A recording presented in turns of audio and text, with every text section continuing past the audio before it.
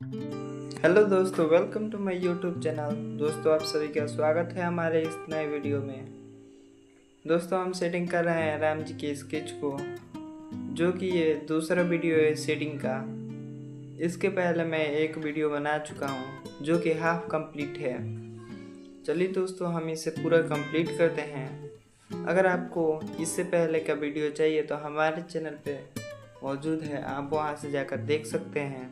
इसके पहले हम राम जी की स्केच की वीडियो भी डाल चुके हैं और हाफ शेडिंग वीडियो भी डाल चुके हैं।